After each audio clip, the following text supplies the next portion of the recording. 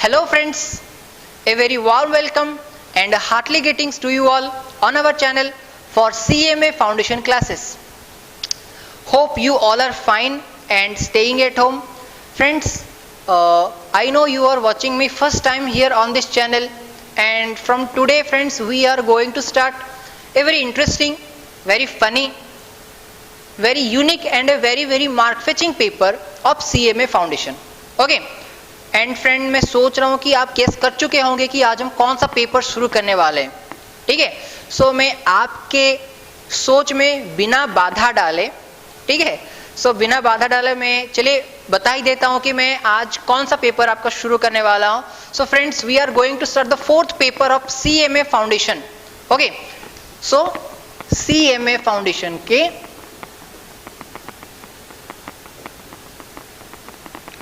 Fourth paper को आज हम शुरू करने वाले हैं friends. And I know you are guessing me what fourth paper is. The fourth paper is our fundamental of business mathematics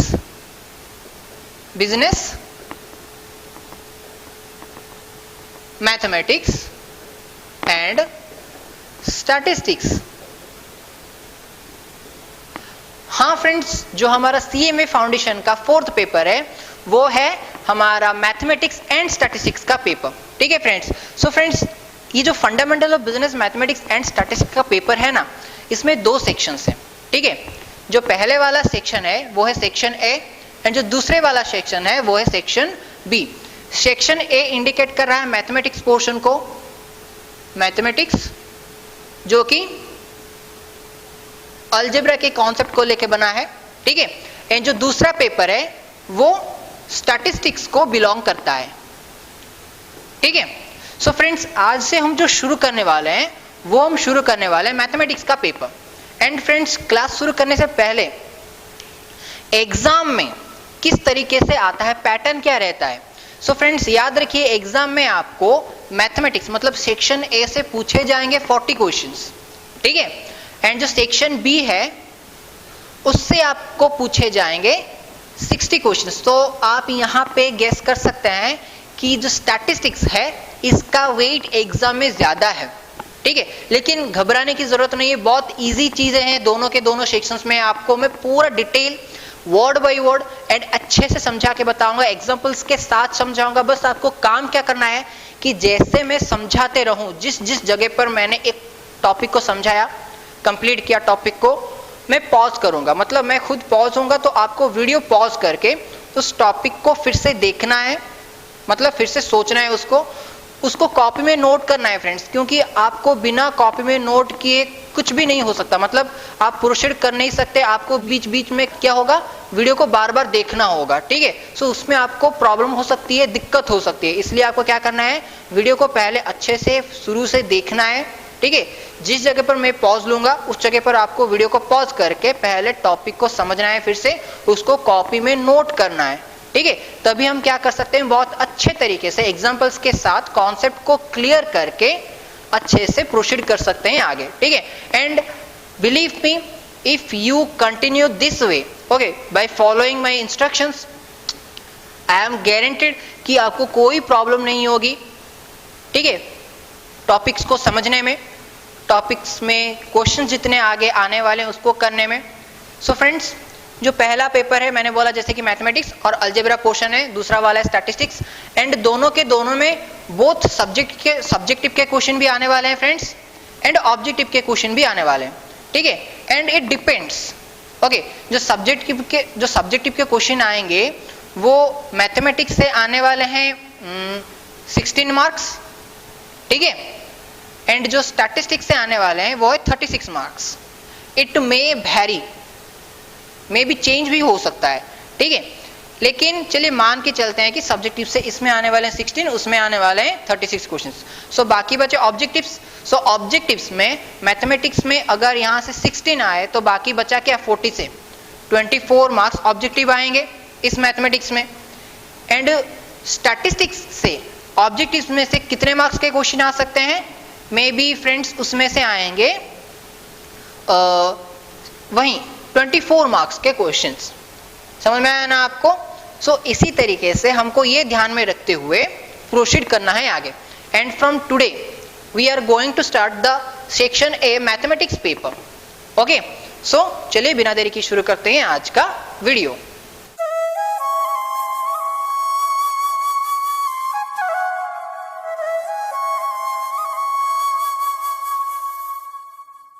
so friends, जो section A है हमारा, ठीक है, उसका जो पहला चैप्टर है वो आज हम शुरू करने वाले हैं, the chapter 1। And guess what will the chapter? Okay, the chapter is ratio, variations and proportions. ठीक है फ्रेंड्स, तो जो पहला चैप्टर हम शुरू करने वाले हैं वो है रेशियोस, वेरिएशंस एंड प्रॉपर्शंस। अलग अलग चैप्टर नहीं, एक ही चैप्टर है, ठीक है। सो जो पहले हम पढ़ेंगे वो है रेशियो, मतलब आज के क्लास में हम कंप्लीट करेंगे रेशियो का जो बेसिक डिटेल कॉन्सेप्ट्स है वो मैं आज आपको अच्छे से समझा दूंगा, ठीक है। उसको पूरा देखना, ठीक है। अगर वीडियो को स्किप कर दिया सो आगे प्रॉब्लम हो सकती है भाई, सो बी केयरफुल। सो रेशियो के बाद हम वेरिएशन नहीं, क्योंकि वेरिएशन का कॉन्सेप्ट थोड़ा डिफरेंट होने वाला है। सो पहले हम रेशियो, उसके बाद प्रॉपर्शन पढ़ेंगे। प्रॉपर्शन को समझने के बाद तो रेशियो एंड प्रॉपर्शन का बेसिक पूरा डिटेल्स क्वेश्चंस कंप्लीट कर दिए होंगे हम। उसके बाद हम शुरू करेंगे क्या? वेरिएशंस। समझ में आया ना? सो इसी बेसिस पर चलिए पहले शुरू करते हैं रेशियो, ठीक है। सो रेशियो में फ्रेंड्स हम क्या क्या पढ़ने वाले, एक बार उसके ऊपर भी ध्यान दे देते हैं। चलिए, सो फ्रेंड्स रेशियो में पहले हम पढ़ेंगे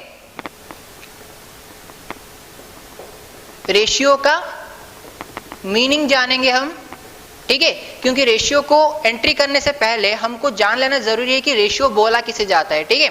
उसको ध्यान से देखना। उसके बाद हम पढ़ने वाले हैं फ्रेंड्स रेशियो के जो प्रॉपर्टीज हैं उसको हम स्टडी करेंगे, ठीक है। नेक्स्ट हम पढ़ेंगे ratio of equality and inequality, ठीक है। नेक्स्ट इनवर्स रेशियो का कॉन्सेप्ट क्या है। नेक्स्ट टाइप्स और you can say parts of ratios, ठीक है।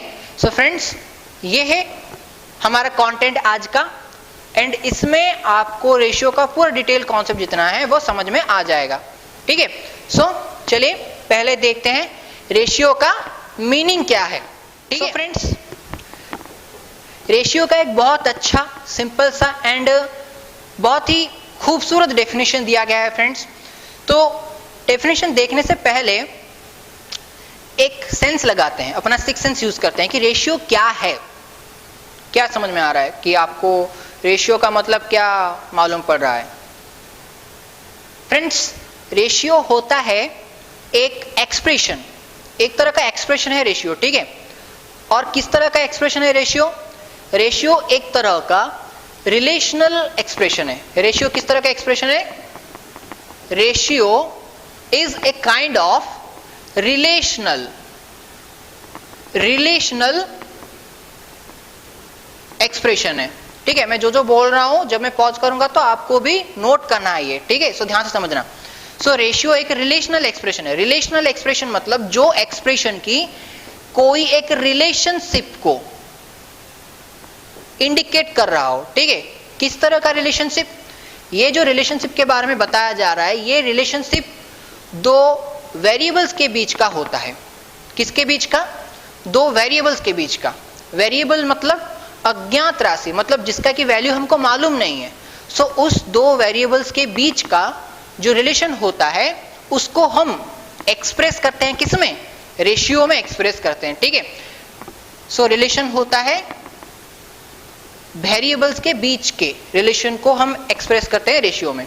एंड जो वेरिएबल्स होते हैं उनका वैल्यूज होना जरूरी है, उनका वैल्यूज होना जरूरी है, क्योंकि आगे वेरिएबल्स को लेके जितने भी हम इक्वेशन सॉल्व करेंगे, अगर वेरिएबल्स का मतलब उन अज्ञात राशियों का, यहाँ पे अज्ञात राशि वेरिएबल्स मतलब क्या फ्रेंड्स, जैसे कि x, y, a, b, c, e, d, p, q, r, यही सब तो है ना वेरिएबल्स, ठीक है। सो ये सारे वेरिएबल्स का वैल्यूज होना चाहिए, अगर नहीं है तो हमें निकालना होगा, ठीक है। अगर हम वैल्यूज ना निकाल पाए एंड वेरिएबल्स को लिख के जितने भी हम इक्वेशन सॉल्व करने वाले हैं आगे, उनमें अगर वेरिएबल्स का वैल्यू नहीं निकला, सो वो इक्वेशन को ट्रू माना नहीं जाएगा। मतलब वो वेरिएबल्स को लेके जो भी इक्वेशंस हैं उनको सिद्ध नहीं माना जाएगा।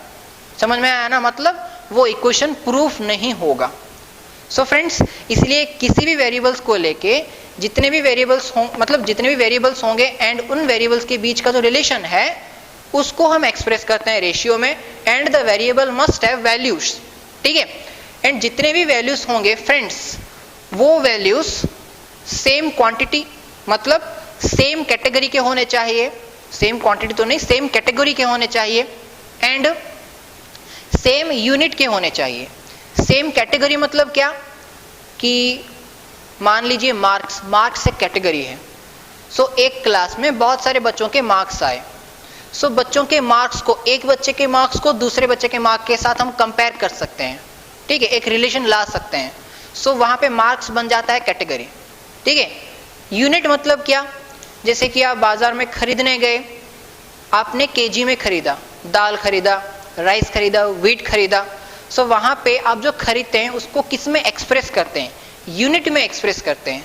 सो जो भी वेरिएबल्स होंगे उसको हम सेम कैटेगरी में, सेम क्वांटिटी में एंड सेम यूनिट में एक्सप्रेस कर पाएं, तभी जाके हम क्या एस्टेब्लिश कर सकते हैं कि वो वेरिएबल्स के बीच में हम कोई रिलेशन एक्सप्रेस कर सकते हैं, जिसको कि हम बोलते हैं रेशियो, ठीक है। एंड जो रेशियो होता है उसको कौन से सिंबल के थ्रू इंडिकेट किया जाता है फ्रेंड्स, डबल डॉट, ये आप देखें ना, डबल डॉट, ठीक है। इसके थ्रू हम एक्सप्रेस करते हैं दो वेरिएबल्स के बीच के रिलेशन को, ठीक है, जिसको कि हम रेशियो बोलते हैं। एंड इसको इस टू के फॉर्म में भी बोला जाता है, ठीक है। समझ में आया ना, जैसे कि A:B, C:D पढ़ के आए ही होंगे। सो इस तरीके से हम एक्सप्रेस कर सकते हैं, ठीक है। सो फ्रेंड्स, पहले जो इसका मीनिंग दिया गया है, आपने तो ओवर भी समझ लिया ना कि रेशियो किसे बोला जाता है, रेशियो क्या है। चलिए अभी इसका डेफिनेशन देख लेते हैं, ठीक है। सो फ्रेंड्स, रेशियो इज ए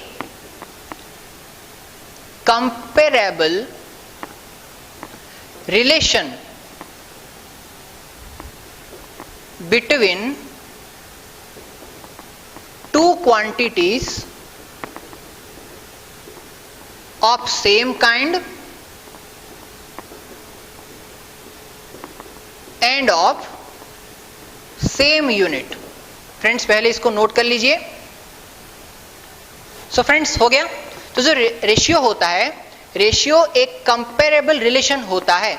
मतलब ratio is a comparable relation, तुलनात्मक संपर्क, comparable relation between two quantities, दो स्पेसिफिक क्वांटिटीज के बीच का जो कंपेरेबल रिलेशन होता है उसको बोलते हैं रेशियो। मतलब दो क्वांटिटीज के बीच का जो कंपेरेबल रिलेशन होता है उसको हम एक्सप्रेस करते हैं किसके थ्रू, रेशियो के थ्रू एक्सप्रेस करते हैं। And those quantities must be of same kind, मतलब जैसे कि मैंने बोला सेम कैटेगरी के होने चाहिए फ्रेंड्स, ठीक है। जैसे कि मान लीजिए एक क्लास में दो बच्चे हैं, A एंड B, ठीक है। A का जो मार्क्स आया वो आया 60 मार्क्स, 100 से 60 आया, ठीक है। एंड जो B का मार्क्स आया वो आया 80, ठीक है। अभी हमने क्या किया, A के मार्क्स को B के मार्क के साथ कंपेयर किया। सो कंपेयर करने से हमको क्या मालूम चला कि A's mark is less than B's mark. हमने कंपेयर किया, मतलब जब हम दो वैल्यूज के बीच में कंपेयर करते हैं तो हमको क्या मालूम पड़ता है कि एक तो पहली बात कि जो वैल्यूज होंगे वो एक दूसरे से शायद कम हो सकता है, शायद ज्यादा हो सकता है, या उसके साथ इक्वल हो सकता है, बस यही ना। तो हमने जब कंपेयर किया तो हमको क्या मालूम चला कि A का मार्क्स B के मार्क्स से कम है। एंड अगर हम जब इन दोनों के मार्क को एक साथ रिप्रेजेंट करते हैं तब हम उनको रेशियो में एक्सप्रेस कर सकते हैं। ठीक है, अगर हम उनको रेशियो में एक्सप्रेस करेंगे तो किस तरीके से एक्सप्रेस कर सकते हैं, किस साइन के थ्रू एक्सप्रेस कर सकते हैं, इस टू साइन के थ्रू एक्सप्रेस कर सकते हैं। तो जो इस टू साइन होगा उसके एक साइड में एक वेरिएबल, मतलब अभी मान लीजिए ए का जो मार्क है वो है वेरिएबल, एंड उस एक के मार्क का जो वैल्यू है वो है 60। ठीक है, तो इस टू के एक साइड में रखा 60 एंड इस टू के दूसरे साइड में रखेंगे हम 80। सो 60:80 के फॉर्म में हमने क्या किया, दोनों बच्चों के मार्क का जो कंपेयर है, ठीक है, कंपेरेबल रिलेशन को हमने एक्सप्रेस किया किसके थ्रू, इस टू और रेशियो के थ्रू एक्सप्रेस किया। समझ में आया? ठीक है, सो यहां पे हमने क्या बोला कि जो भी दो क्वांटिटीज होंगे वो सेम काइंड, सेम कैटेगरी के होंगे। सो यहां पे देखिए ये दो क्वांटिटीज हैं एंड ये दो क्वांटिटीज सेम कैटेगरी के हैं, दोनों के दोनों मार्क्स के कैटेगरी में आते हैं। समझ में आया ना? ठीक है, सो उसके बाद क्या बोला गया है, and where ratio is a comparable relation between two quantities. पहली बात तो वो सेम काइंड के होने चाहिए, एंड वो दो क्वांटिटीज का जो यूनिट भी होना चाहिए वो भी सेम यूनिट होना चाहिए। सेम यूनिट मतलब क्या, कैसे सेम यूनिट, जैसे कि मैंने पहले ही बोला है, सपोज आप मार्केट में गए एंड आपने राइस खरीदा। ठीक है, सो राइस आपने खरीदा 5 kg, फिर आपने दाल खरीदा आपने 2 kg। ठीक है, सो जब आप राइस एंड दाल कितने क्वांटिटी में खरीदा, 5 kg 2 kg खरीदा, अब जब आप उन दोनों के बीच का जो रिलेशनशिप एक्सप्रेस करेंगे तो वो आप एक्सप्रेस कर सकते हैं रेशियो के फॉर्म में, जैसे कि राइस इज टू दाल 5:2 के फॉर्म में आप उसको एक्सप्रेस कर सकते हैं। एंड हमने एक्सप्रेस क्यों कर पाया, क्योंकि यहाँ पे जो राइस एंड दाल है वो सेम यूनिट के हैं, ये भी केजी के यूनिट में है, ये भी केजी के यूनिट में है। सपोज आप जाते मार्केट में, राइस खरीदा आपने 5 kg एंड आपने दाल खरीदा 500 ग्राम्स की क्वांटिटी में आपने दाल खरीदा। ठीक है, सो यहाँ पे 5 एंड 500 दोनों के दोनों क्वांटिटीज हैं, लेकिन क्या हम 5:500 के रेशियो में इन दोनों का जो रिलेशन है वो एक्सप्रेस कर सकते हैं? नहीं कर सकते हैं फ्रेंड्स, क्योंकि यहाँ पे जो क्वांटिटी केजी है, यहाँ पे जो क्वांटिटी है वो ग्राम्स बन जा रहा है, क्वांटिटी सेम नहीं आ रहा है, इसलिए हम इन दोनों के बीच का जो रिलेशन है वो रेशियो के फॉर्म में एक्सप्रेस नहीं कर सकते। ठीक है, सो फ्रेंड्स फिर से मैं पढ़ रहा हूं कि रेशियो का मीनिंग क्या है। Ratio is a comparable relation, तुलनात्मक संपर्क है, बिटवीन टू क्वांटिटीज, दो क्वांटिटी के बीच में जब कुछ कंपेयर करते हैं हम, जैसे कि ए एंड बी के बीच में मार्क्स को लेकर कंपेयर किया, राइस एंड दाल के बीच में इनके क्वांटिटी को लेकर कंपेयर किया, तो जब हम कुछ कंपेयर करते हैं तभी उस रिलेशन को हम एक्सप्रेस कर पाते हैं रेशियो में। एंड जो क्वांटिटीज को हम कंपेयर कर रहे होंगे वो क्वांटिटीज सेम काइंड के होने चाहिए, and that quantities must be of same unit, and वो सेम यूनिट के भी होने चाहिए, वरना हम उसको रेशियो में एक्सप्रेस नहीं कर पाएंगे। ठीक है, तो चलिए पहले इसको नोट कर लीजिए एग्जांपल्स को, फिर से हम शुरू करते हैं the second content of our today's class. ठीक है, सो फ्रेंड्स अगर आपने नोट कर लिया होगा तो मैं इसको इरेज कर देता हूं। चलिए शुरू करते हैं next content. So friends next content क्या है हमारा नेक्स्ट कंटेंट है फ्रेंड्स, हेडिंग दीजिए properties of ratio. Properties of ratios. Second content properties of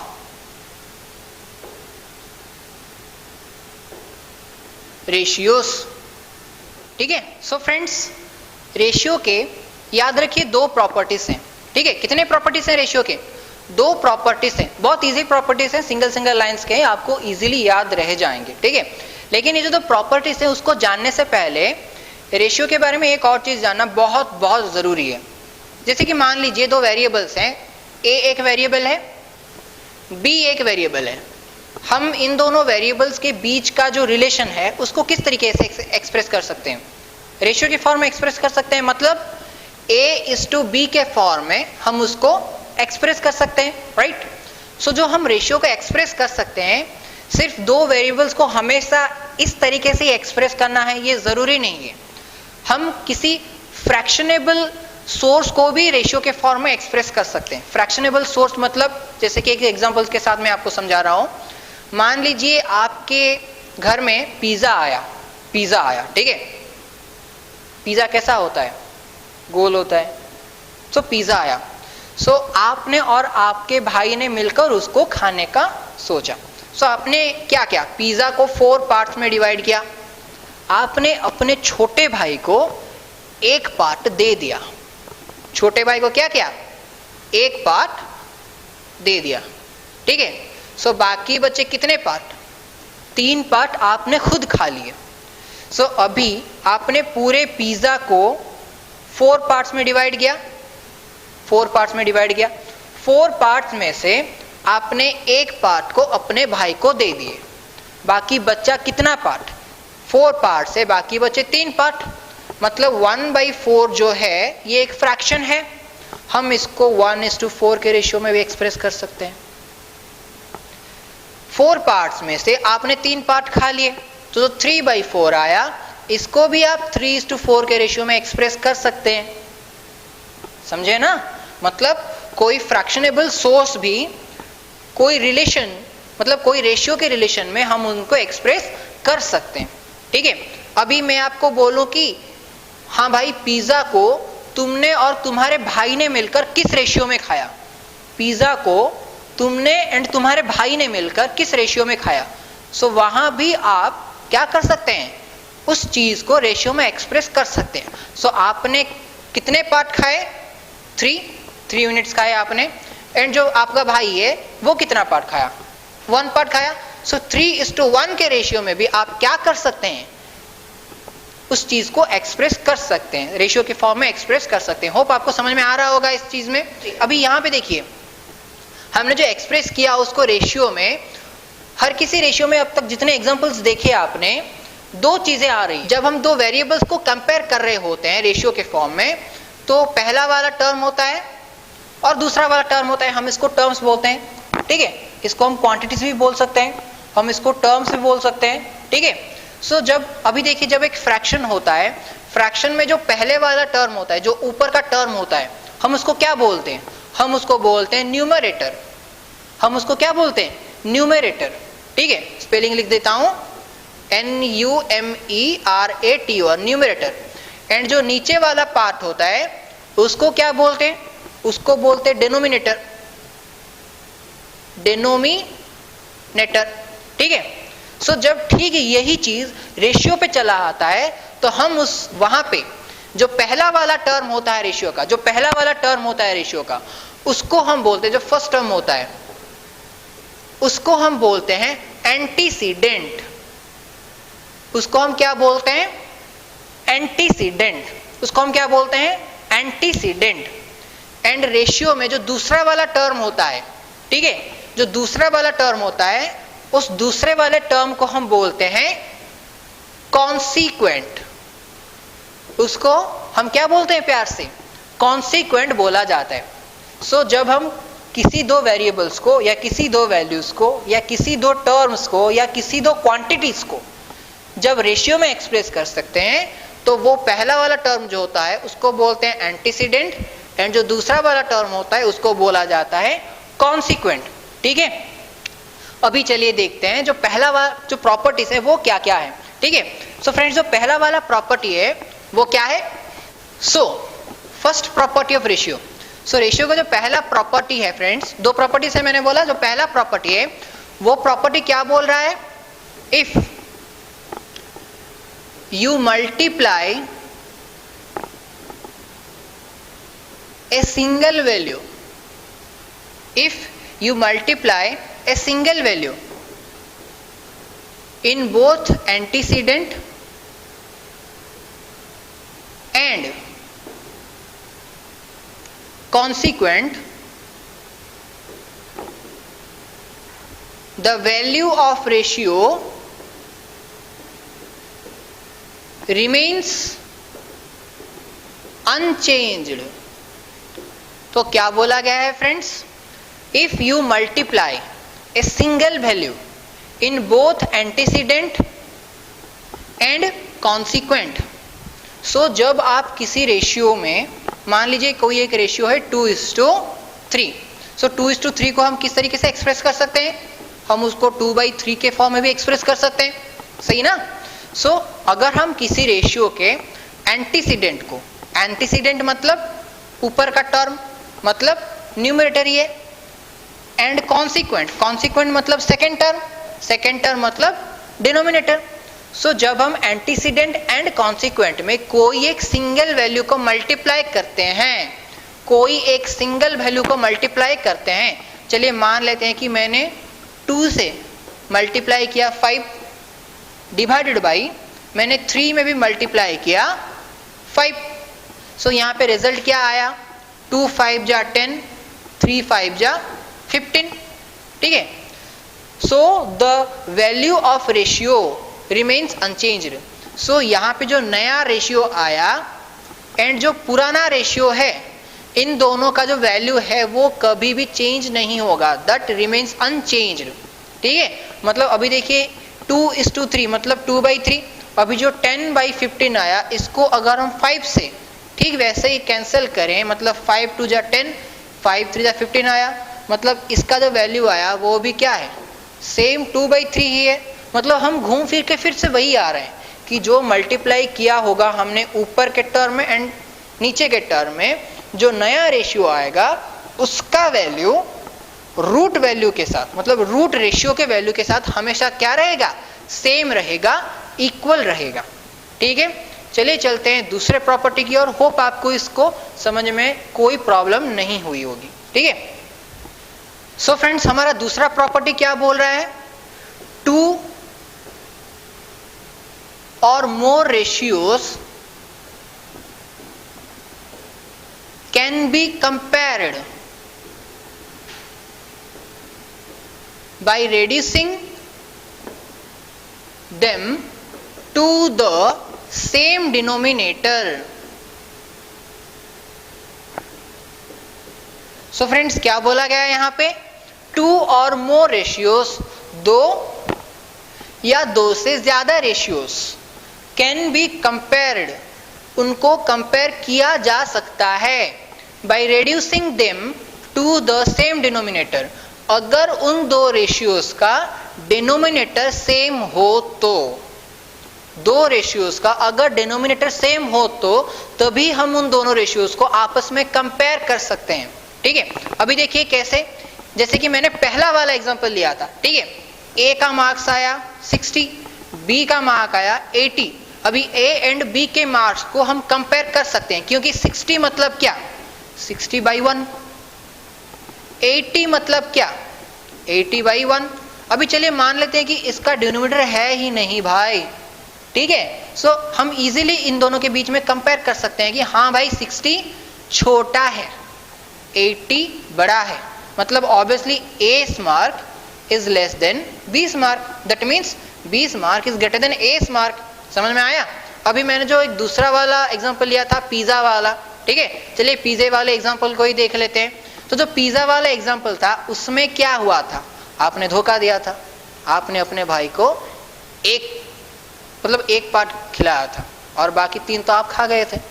सो यहाँ पे देखिए आपके भाई के हिस्से में जो पिज्जा पहुंचा वो किस रेशियो में पहुंचा? 1:4, मतलब 1/4 के रेशियो में पहुंचा। एंड आपके हिस्से में जो पिज्जा पहुंचा वो किस रेशियो में पहुंचा? 3:4, मतलब 3/4 के रेशियो में पहुंचा। सो आप इसको देखकर इजीली बोल सकते हैं कि कौन सा बड़ा है कौन सा छोटा है। ऑब्वियसली बोल सकते हैं, क्योंकि आपने ज्यादा खाया तो ऑब्वियसली 3 बड़ा है एंड 1 छोटा है, ठीक है? सो ऑब्वियसली आप यहाँ पे बोल सकते हैं कि 3/4 इज ग्रेटर देन 1/4 और you can say 1/4 is less than 3/4, ठीक है? सो क्या सिर्फ आप ऊपर के वैल्यू को देखकर ही बोल रहे हैं कि हाँ ये बड़ा है ये छोटा है? अभी मैं क्या कर रहा हूँ, इसमें छोटा सा चेंज कर रहा हूँ, ठीक है? मेरे को बोलना, सपोज ये 1/3 है एंड ये है 2/4, ठीक है? अभी मैंने क्या किया? 1/3 2/4 लिया। अभी बोलना जरा कि 1/3 एंड 2/4 में से कौन सा बड़ा है कौन सा छोटा? बोल सकते हो? तो बोल सकते हो क्या? नहीं बोल सकते। क्यों नहीं बोल सकते? क्योंकि देखिए फ्रेंड्स, जब हम यहाँ पे कंपेयर कर रहे थे हमको इजीली मालूम पड़ गया कौन सा बड़ा है कौन सा छोटा है, क्योंकि इन दोनों का जो डिनोमिनेटर है, डिनोमिनेटर मतलब जो सेकेंड टर्म है ये सेम है। यहाँ पे देखिए 1/3 एंड 2/4 में जो सेकेंड टर्म है, जो डिनोमिनेटर है वो सेम नहीं है, वो अलग अलग है। तो जब डिनोमिनेटर अलग अलग होगा सो हम उन दो रेशियो में, उन दो फ्रैक्शंस में कंपेयर नहीं कर सकते। समझ में आया? सो हमें इन दोनों रेशियोज को कंपेयर करने के लिए, ये इक्वल है या इन दोनों रेशियोज में कौन बड़ा है कौन छोटा है, ये जानने के लिए हमें इन दोनों रेशियोज का, ये दोनों फ्रैक्शंस का जो डिनोमिनेटर है 3 एंड इसका जो है 4, इन दोनों के डिनोमिनेटर को इक्वल बनाना होगा। एंड हम इन दोनों रेशियोज के डिनोमिनेटर को किस तरीके से इक्वल बना सकते हैं? बहुत इजी है, ध्यान से देखना। आपको सिंपली क्या करना है फ्रेंड्स, जो दो रेशियोज आपको दिए गए होंगे उन दोनों रेशियोज के डिनोमिनेटर को चेक करना है। देखा आपने सेम नहीं है डिनोमिनेटर, सो आपको डिनोमिनेटर्स का एलसीएम निकालना है। ठीक है, सो 3 एंड 4 का जो एलसीएम है वो कितना होगा? अभी देखिए 3 एंड 4 में कोई कॉमन फैक्टर नहीं है, इसलिए सिंपली 3 एंड 4 का एलसीएम मतलब 3 × 4 इज इक्वल टू 12। मतलब सिंपली अभी 1/3 रेशियो आपको दिया गया है, 2/4 रेशियो आपको दिया गया है, मतलब 1/3 का जो डिनोमिनेटर 3 है उसको कन्वर्ट करना है एलसीएम में, मतलब 12 में। सो 3 को हम किस तरीके से 12 में कन्वर्ट कर सकते हैं? जब 3 को 4 से मल्टीप्लाई कर लिया जाएगा। ठीक है, अगर हमने यहाँ पे 3 को 4 से मल्टीप्लाई किया, मतलब डिनोमिनेटर को जिस नंबर से मल्टीप्लाई किया, पहले प्रॉपर्टी में हमने क्या पढ़ा था कि डिनोमिनेटर को जिस तरीके से मल्टीप्लाई किया जाएगा ऊपर न्यूमरेटर को भी उसी तरीके से, उसी वैल्यू से मल्टीप्लाई किया जाना चाहिए। सो 1 × 4 4, 3 × 4 12, सो 1/3 इज इक्वल टू 4/12 आया। यहाँ पे 1/3 का वैल्यू जो है 4/12 का वैल्यू भी वही है, पहले प्रॉपर्टी में हमने पढ़ा। अभी 2/4 में भी हमको क्या करना होगा, इसका जो डिनोमिनेटर है इसको भी एलसीएम में मतलब 12 में कन्वर्ट करना होगा। मतलब 4 × 3 करने से 4 3 क्या होगा 12। अभी जैसे डिनोमिनेटर को 3 से मल्टीप्लाई किया, ठीक वैसे ही न्यूमरेटर को मतलब 2 को भी किससे मल्टीप्लाई करना होगा? 3 से मल्टीप्लाई करना होगा। सो 2 3 6, समझ में आया? अभी 2/4 का वैल्यू जो है 6/12 का ही वैल्यू क्या है? वही है। सो हमने क्या जाना कि यहाँ पे जैसे हमने 1/3 एंड 2/4 को 1/3 एंड 2/4 को कंपेयर किया था, हमको मालूम नहीं चल रहा था कि इन दोनों में कौन सा बड़ा है कौन सा छोटा। अभी जब हमने क्या किया, इन दोनों रेशियोज के जो डिनोमिनेटर थे उनको यहाँ पे सेम करवा दिया, मतलब यहाँ पे इसको भी 12 बना दिया, इसको भी 12 बना दिया। सो 1/3 मतलब 4/12, ठीक है। 2/4 मतलब 6/12, समझ में आया? सो अभी 4/12 को एंड 6/12 को जरा कंपेयर करना, मालूम चल रहा है क्या कौन सा बड़ा है कौन सा छोटा है? 4/12 को 6/12 को कंपेयर करना, तो 4/12 एंड 6/12 में से कौन सा छोटा है? 4/12 is lesser than 6/12. Yes, you guessed right. 4/12 is less than 6/12. तो उसी हिसाब से 1/3 will be less than 2/4. Simple. So उस हिसाब से 6/12 is greater than 4/12. That means 2/4 is greater than 1/3. कितना इजी है देखिए। इस तरीके से अगर आप कॉन्सेप्ट को अच्छे तरीके से नोट कर करके पढ़ेंगे तो आपको इजीली सब कुछ याद रह सकता है एंड आप कॉन्सेप्ट को जड़ से पकड़ सकते हो एंड आपको आगे प्रॉब्लम्स करने में कुछ भी प्रॉब्लम्स नहीं होंगे। ठीक है, सो पहले इसको नोट कर लीजिए, उसके बाद हम शुरू करते हैं the ratio of equality and inequality. ठीक है, सो फ्रेंड्स इसको कंप्लीट कर लिया तो चलिए शुरू करते हैं नेक्स्ट कंटेंट हमारा। सो friends ratio of third content जो है ratio of equality and inequality. नाम से घबराना मत, अगर मैं आपको नाम से समझाऊंगा ना तो आपको बहुत इजी लगेगा। इक्वालिटी मतलब क्या आप समझ रहे हैं? कुछ इक्वल होगा, ठीक है। इनइक्वालिटी मतलब क्या आप समझ रहे हैं? कुछ अनइक्वल होगा ना। सो रेशियो ऑफ इक्वलिटी मतलब ये मत समझ लेना कि दो रेशियो अगर इक्वल हो जाएंगे सो उसको रेशियो ऑफ इक्वलिटी बोला जाएगा, ये गलत है। रेशियो ऑफ इक्वलिटी में कभी भी दो रेशियोज के बीच में कंपेयर नहीं किया जाता, एक ही रेशियो के दो टर्म्स दिखे जाते हैं, मतलब एक ही रेशियो के दो टर्म्स के बीच में कंपेयर किया जाता है। जैसे कि अभी मैं आपको बोलूं, पहला पॉइंट जो है हमारा, if in a ratio A/B और A:B, चलिए मान लेते हैं एक रेशियो है A/B और A:B, ठीक है। अभी अगर उस रेशियो में दो terms, if in a ratio two terms A and B get equal, then A/B or A:B will be known as equal ratio। Friends इसको नोट करना, क्योंकि मैं आपको एग्जांपल्स देके थोड़ा अच्छे तरीके से समझा रहा हूं, ठीक है।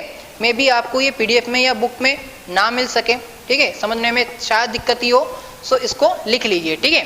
सो क्या बोला गया है, इफ इन ए रेशियो, अगर एक रेशियो में, चलिए मान लेते हैं रेशियो क्या है, A:B है, two terms A and B, so इस रेशियो का जो दो टर्म्स हैं, सिर्फ यही रेशियो नहीं, आप कुछ भी रेशियो ले सकते हैं, ठीक है।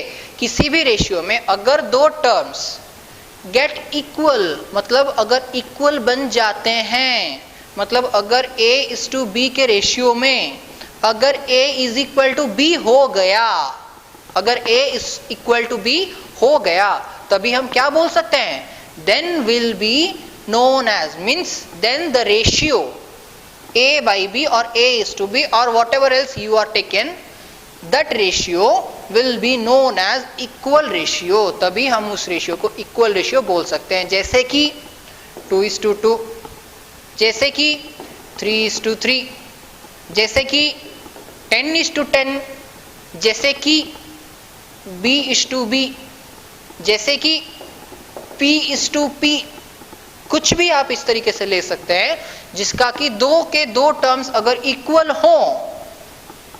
हो तभी हम क्या बोल सकते हैं, उस रेशियोज को, उन सारे रेशियोज को इक्वल रेशियो बोल सकते हैं, ठीक है।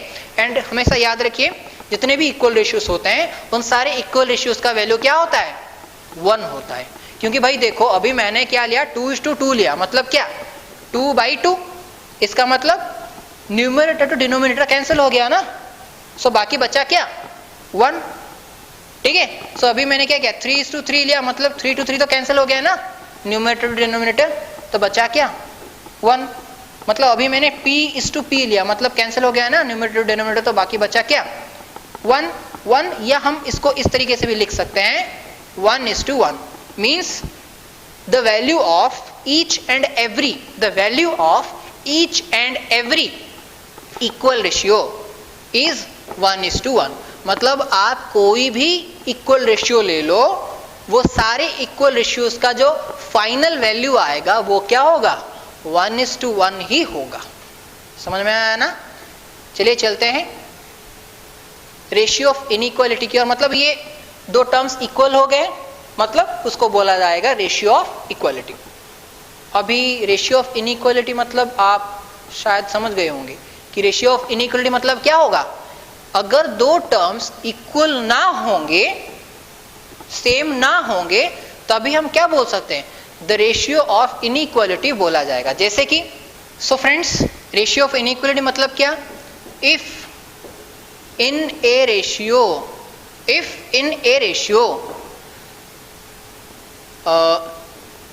A/B is equal to A:B, मान लेते हैं, if in a ratio, if two terms A and B are not equal, then the ratio will be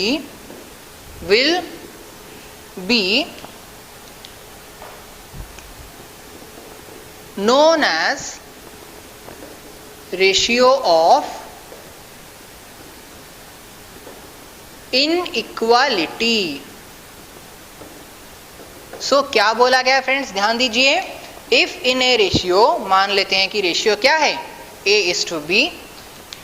if two terms, अगर रेशियो का जो दो टर्म्स होता है A एंड B वो इक्वल ना हो, if they are not equal, then the ratio will be known as ratio of inequality. समझ में आया? सो रेशियो ऑफ इनइक्वालिटी में क्या होगा, एग्जांपल्स के तौर पर जैसे कि 2/3, जैसे कि 5:6, ठीक है, जैसे कि 1:5, जैसे कि 10:13. सो ये आप कुछ भी ले लीजिए इस तरीके के रेशियोज. इनमें क्या है, जो पहला वाला टर्म है वो दूसरे वाले टर्म के साथ इक्वल नहीं है. सो हम इन सारे रेशियोज को किसके अंडर में लेंगे, हम इन सारे रेशियोज को रेशियो ऑफ इनइक्वालिटी के तौर पर एक्सेप्ट करेंगे. ठीक है. अभी एक चीज याद रखिए, रेशियो ऑफ इनइक्वालिटी भी दो तरीके के होते हैं. रेशियो ऑफ इनइक्वालिटी भी दो तरीके के होते हैं. एंड वो क्या क्या है, जो पहला वाला है वो होता है ग्रेटर इनइक्वालिटी, उसको बोला जाएगा ग्रेटर इनइक्वालिटी. एंड जो दूसरा वाला इनइक्वालिटी होता है उसको बोला जाएगा लेसर इनइक्वालिटी. उसको क्या बोला जाएगा, लेसर इनइक्वालिटी. ठीक है. तो जो ग्रेटर इनइक्वालिटी होता है मतलब कुछ ग्रेट होगा, कुछ बड़ा होगा. सो क्या बड़ा होता है, सिंपली मान लीजिए A:B का एक रेशियो है. ठीक है. सो उसमें A का वैल्यू, मतलब जो पहले वाला टर्म है उसका वैल्यू अगर दूसरे वाले टर्म के वैल्यू से बड़ा हो जाए, जैसे कि मान लीजिए 3/2 या 3:2. ठीक है. सो इसमें आपने क्या देखा कि जो पहले वाला टर्म है वो दूसरे वाले टर्म से बड़ा है, मतलब न्यूमरेटर डिनोमिनेटर से बड़ा है. सो उसी केस में इन ये सारे रेशियोज को हम क्या बोल सकते हैं, ग्रेटर इनइक्वालिटी के अंडर में लेंगे इनको. ठीक है. क्योंकि इनका जो पहला टर्म है वो ग्रेट है, वो बड़ा है दूसरे टर्म के कंपैरिजन में. समझ में आया? ठीक है. तो लेसर इनइक्वालिटी क्या होगा, ठीक इसका उल्टा ही होगा. लेसर इनइक्वालिटी मतलब पहला वाला टर्म अगर दूसरे वाले टर्म से छोटा हो जाए तो हम उसे बोलेंगे लेसर इनइक्वालिटी. जैसे कि अभी जैसे 3/2 में 3 बड़ा था 2 छोटा. ठीक. अभी इसका उल्टा ले लीजिए, जैसे कि 2/3. अभी 2/3 को अगर हम देखेंगे तो यहाँ पे क्या है, जो पहला वाला टर्म 2 है वो दूसरे वाले टर्म के कंपैरिजन में क्या है, छोटा है. सो इसमें हम क्या बोल सकते हैं कि 2/3 is a kind of lesser inequality. 2:3 is a kind of lesser inequality. ठीक है. अभी चलिए कुछ इसको नोट कर लीजिए एंड खुद ही अपने नोट में ग्रेटर इनइक्वालिटी के 4-5 एग्जांपल्स एंड लेसर इनइक्वालिटी के 4-5 एग्जांपल्स लिख लीजिए. ठीक है. सो फ्रेंड्स, अगर आपने इसको नोट कर लिया है तो चलिए चलते हैं नेक्स्ट कंटेंट की ओर. तो नेक्स्ट कंटेंट क्या है हमारा, इनवर्स रेशियो. ठीक है. सो फोर्थ कंटेंट क्या है फ्रेंड्स हमारा, inverse ratio.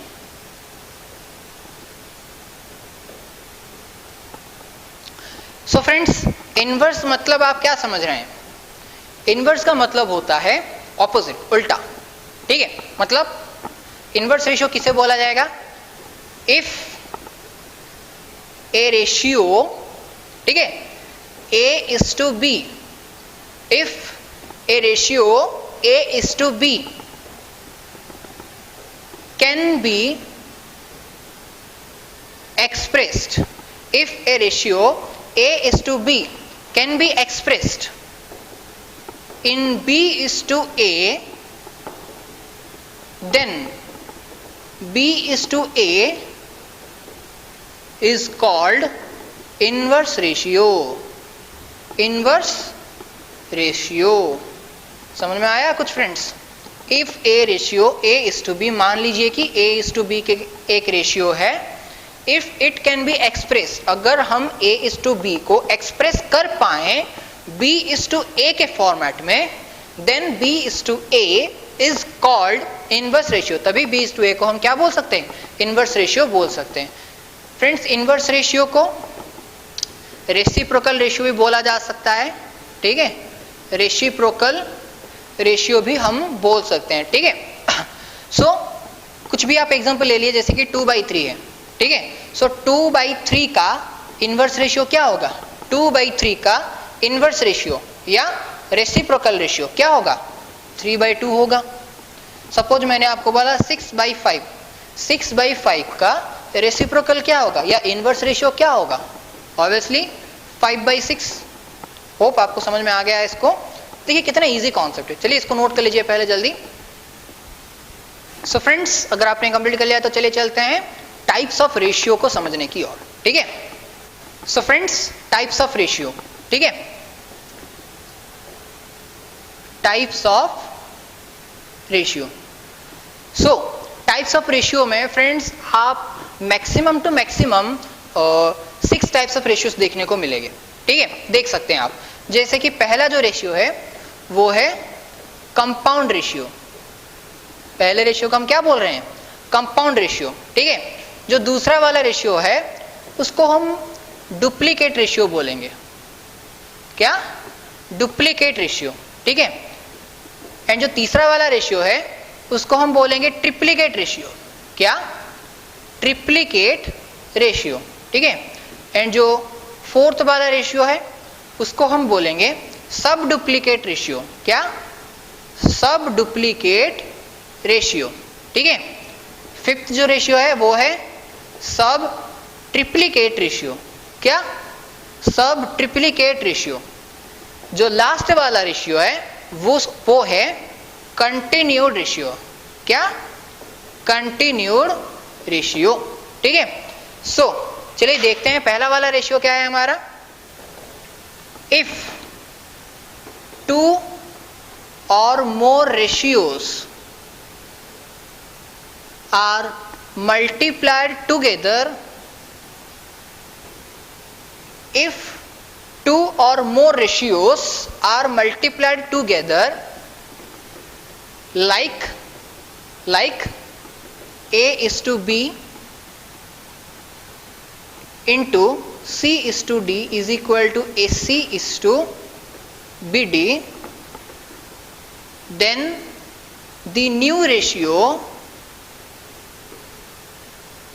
formed will be known as compound ratio. So friends, क्या बोला गया? If 2 or more ratios, जब 2 या 2 से ज्यादा रेशियोज आर मल्टीप्लाइड, गुना किया जाता है, तब together like A is to B into C is to D, मैं आपको ये समझाऊंगा। सो जब 2 रेशियो या 2 से ज्यादा रेशियोज को आपस में गुना करते हैं हम, then the new ratio formed, जब वो जो नया रेशियो आता है उभर के, उस नए रेशियो को हम क्या बोलते हैं? कंपाउंड रेशियो बोलते हैं, ठीक है। जैसे कि मान लीजिए A is to B एक रेशियो है, मतलब क्या? A/B। C is to D दूसरा रेशियो है, मतलब क्या? C/D। जब 2 रेशियोज को, पहला एग्जांपल है 2 रेशियोज लेते हैं, ठीक है। जब 2 रेशियोज को हम मल्टीप्लाई करते हैं, मतलब A/B को C/D से मल्टीप्लाई किया, तो जो नया रेशियो आया वो कैसा होगा? तो रेशियो में हमेशा याद रखिए न्यूमरेटर टू न्यूमरेटर, मतलब हमेशा पहले टर्म को पहले टर्म से ही मल्टीप्लाई किया जाता है। कभी भी पहले टर्म को इसके दूसरे टर्म से ऐसे मल्टीप्लाई नहीं किया जाता, ठीक है। सो हमेशा पहले टर्म को पहले टर्म से मल्टीप्लाई किया जाता है, मतलब A को C से मल्टीप्लाई करने से क्या आया? AC। फिर दूसरे टर्म को दूसरे टर्म से, मतलब दोनों के डिनोमिनेटर्स को हमको मल्टीप्लाई करना होगा। सो क्या आएगा? B इंटू D करने से BD। सो यहाँ पे था A/B, था C/D, मल्टीप्लाई करने से आ गया AC/BD। सो यहाँ पे जो न्यू रेशियो आया उससे हम बोलेंगे कंपाउंड रेशियो, ठीक है। जैसे कि एक एग्जांपल ले रहा हूँ मैं, मान लीजिए कि 2/3 है एक रेशियो, एंड जो एक दूसरा रेशियो है वो है 1/5। सो इन दोनों का कंपाउंड रेशियो क्या होगा? सिंपली 2/3 इंटू 1/5 कर लीजिए। सो 2/3 इंटू 1/5 मतलब 2 1 जा 2 डिवाइडेड बाई 3 5 जा 15. So 2/15 is the compound ratio of 2/3 and 1/5. कितना सिंपल है। अभी आप दो रेशियो मैंने बोला, आप दो की जगह पर तीन रेशियो ले सकते हैं। जैसे कि मान लीजिए C/D दूसरा रेशियो है एंड जो तीसरा रेशियो है वो है E/F. E/F मतलब क्या? E/F. सो मैंने क्या किया, A/B इंटू दूसरा वाला रेशियो क्या है C/D इंटू तीसरा वाला रेशियो क्या है E/F, तीनों को मल्टीप्लाई किया तो क्या आएगा आंसर हमारा ACE divided by BDF. So ACE by BDF is the compound ratio. समझ में आया? ठीक वैसे ही अगर मैंने मान लिया कि 2/3 इंटू 1/5 दूसरे रेशियो को एंड तीसरा रेशियो मान लीजिए कुछ भी 1/2 ले लिया, ठीक है। अभी इन तीन रेशियो का कंपाउंड रेशियो क्या होगा? 2 1 जा 2, 2 1 जा 2 डिवाइडेड बाई 3 5 जा 15, 15 2 जा 30. 2/30 is the compound ratio of this three ratios. समझ में आया? ठीक है, चलिए चलते हैं अभी दूसरे रेशियो के ओर। अगर आप बार बार बोल रहा हूं कि कुछ डाउट हुआ तो आप मुझे कमेंट सेक्शन में डाउट पूछ सकते हैं अपना, ठीक है। Number 2, duplicate ratio. Duplicate ratio. So friends, duplicate ratio मतलब क्या आप समझ रहे हैं? रेशियो का डुप्लीकेट। सो यहां पे फ्रेंड्स डुप्लीकेट रेशियो एक तरह का कंपाउंड रेशियो ही होता है। देखिए किस तरह का कंपाउंड रेशियो होता है, मैं इसका डेफिनेशन बता रहा हूं आपको। If A ratio is multiplied, if A ratio, मान लीजिए कि एक रेशियो A/B है। If A ratio A/B is multiplied with itself, जैसे कि square is to B square, then the new ratio overcame is known as duplicate ratio. Duplicate ratio. समझ में आया फ्रेंड्स?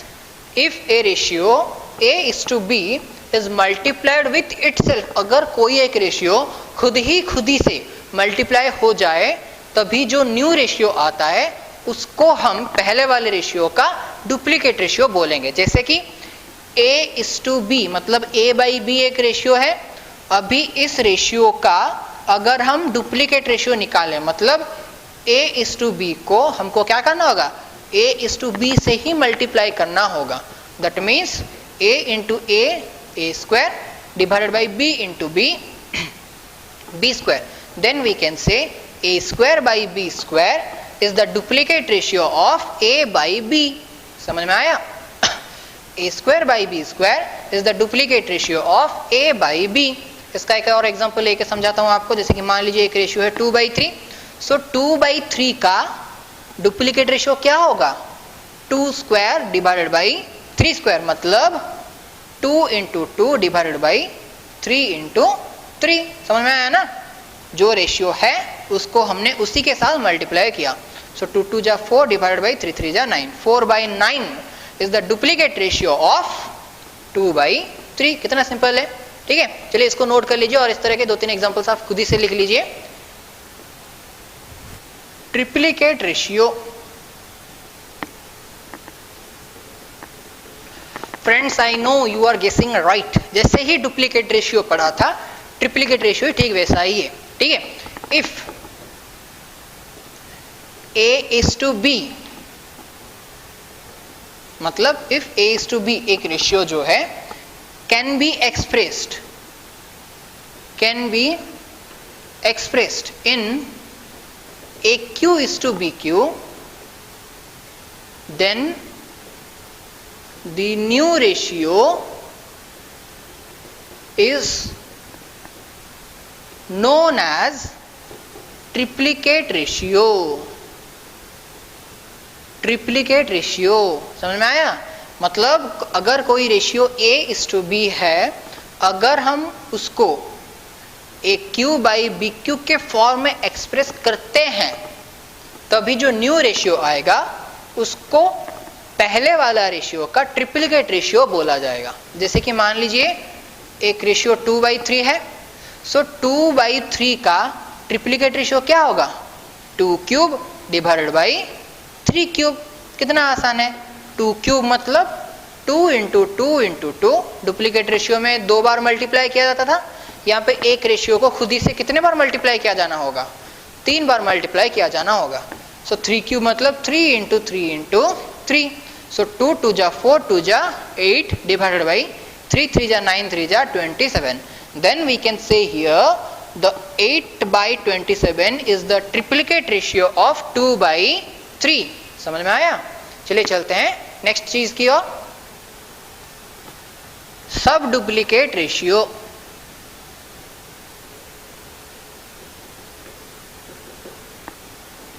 सो फ्रेंड्स, सब डुप्लीकेट रेशियो किसे बोला जाएगा? If A:B is a ratio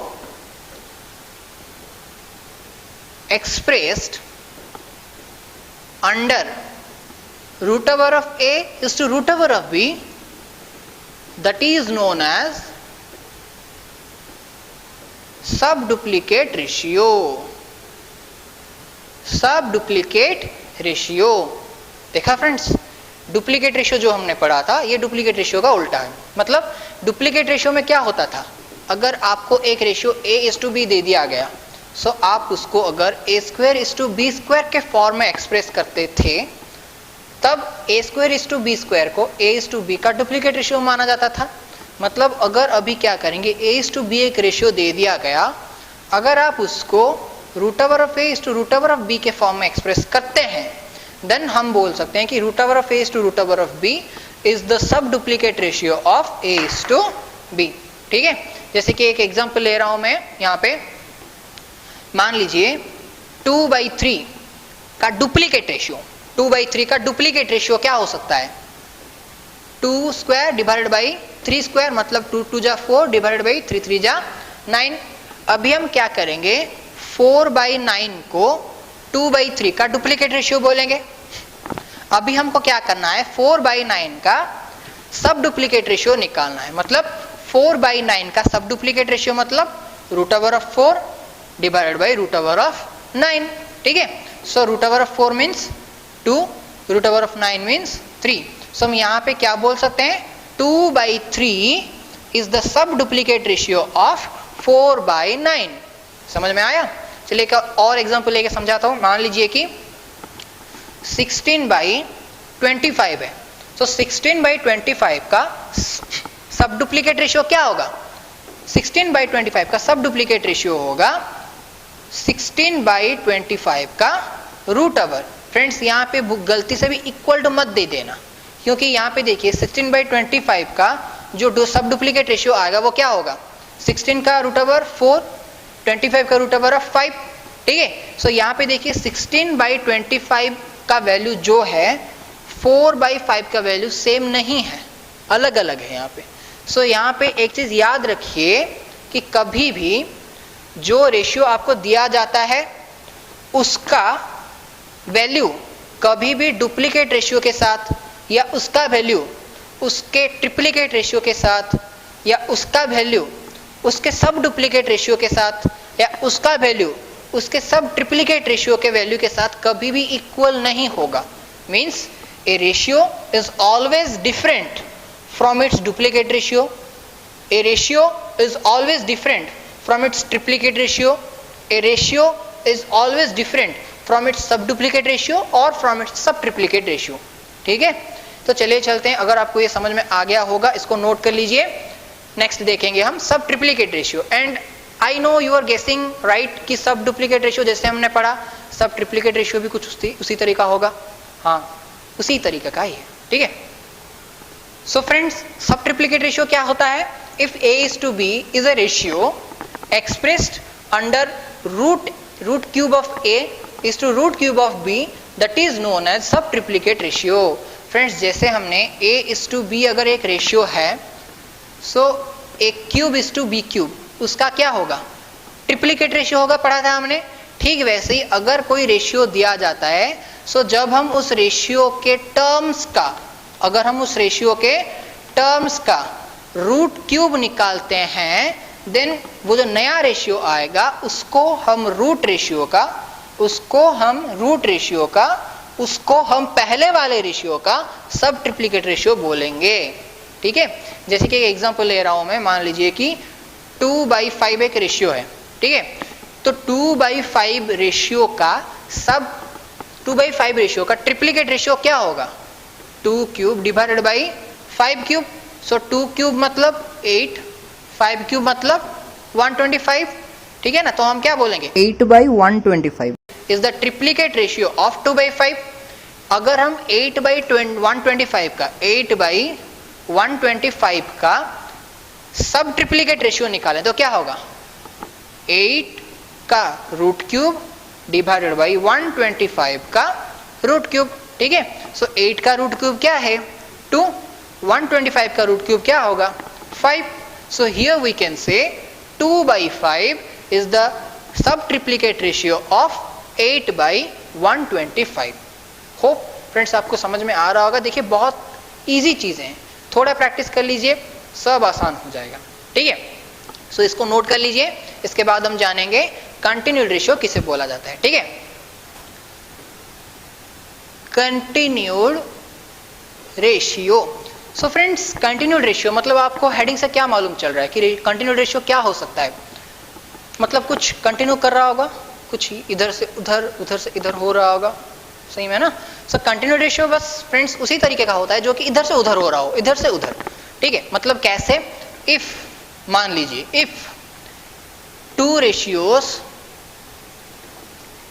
A:B and B:C, if 2 ratios A:B and B:C can be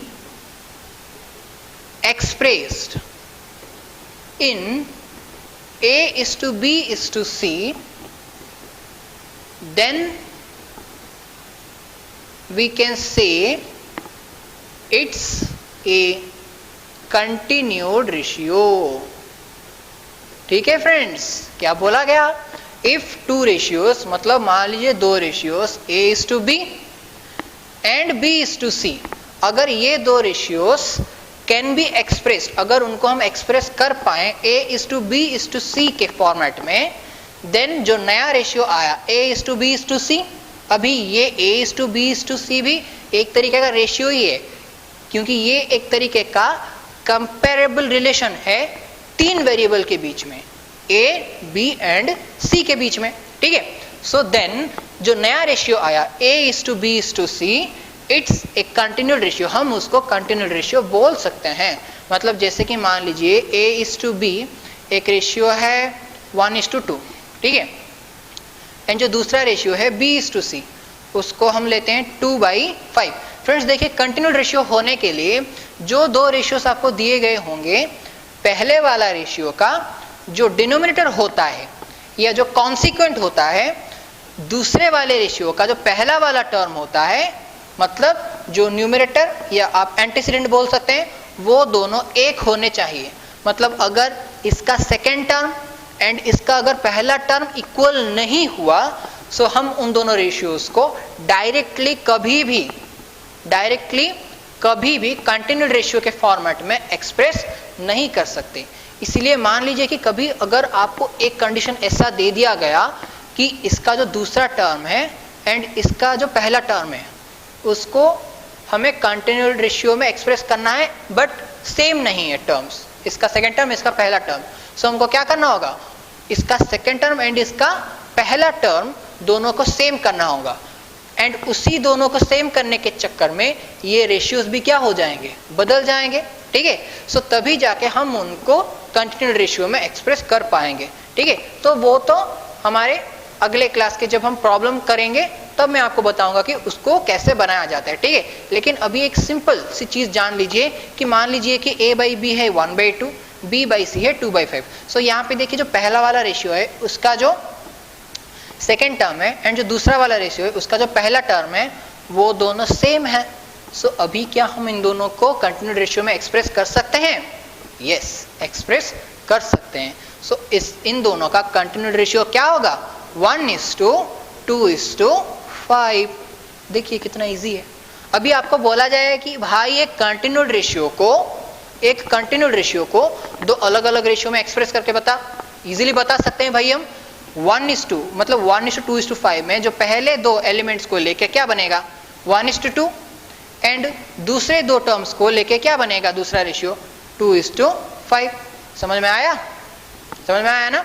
ठीक वैसे ही मान लीजिए कि अगर आपको एक रेशियो बोला जाए 1:2:3:4, ठीक है। सो यहाँ पे हम इससे अलग अलग रेशियोस निकाल सकते हैं क्या? हाँ निकाल सकते हैं। जो पहला वाला रेशियो निकलेगा वो क्या होगा 1:2, जो दूसरा वाला रेशियो निकलेगा वो क्या होगा 2:3, एंड जो तीसरा वाला रेशियो निकलेगा वो क्या होगा 3/4। समझ में आया? सो हम इस तरीके से अलग अलग रेशियो को कंटिन्यूड रेशियो में एंड कंटिन्यूड रेशियोस को अलग अलग तरीके से इस तरीके से एक्सप्रेस कर सकते हैं। सो फ्रेंड्स इसको भी नोट कर लीजिए। एंड फ्रेंड्स आज के लिए इतने में कंप्लीट होता है हमारा जो रेशियो का कॉन्सेप्ट। सो रेशियो का मैंने बेसिक डिटेल्स आपको अच्छे तरीके से वर्ड बाय वर्ड पूरे डिटेल्ड मैनर में समझा दिया। अगर फ्रेंड्स आपको कुछ प्रॉब्लम्स हुआ सो मुझे आप कमेंट सेक्शन में पूछ सकते हैं या आप सर के थ्रू भी मुझसे डाउट पूछ सकते हैं। सो फ्रेंड्स नेक्स्ट क्लास में हम शुरू करने वाले हैं द कॉन्सेप्ट ऑफ प्रोपोर्शंस। जैसे मैंने बोला रेशियो के बाद हम प्रोपोर्शंस पढ़ेंगे। सो नेक्स्ट क्लास में आपको प्रोपोर्शन का जो कॉन्सेप्ट है पूरा डिटेल क्लियर करवा दूंगा, ठीक है।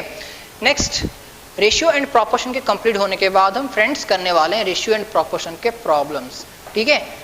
सो फ्रेंड्स आज के लिए इतना ही। Thanks for your support. So friends कैसा लगा वीडियो को लाइक करके बताइएगा, कमेंट अच्छे देंगे तो मुझे पता चल सकता है कि हाँ भाई आप लोगों को समझ में भी आया। सो फ्रेंड्स आज के लिए इतना ही। Thanks, stay tune with our channel, bye bye.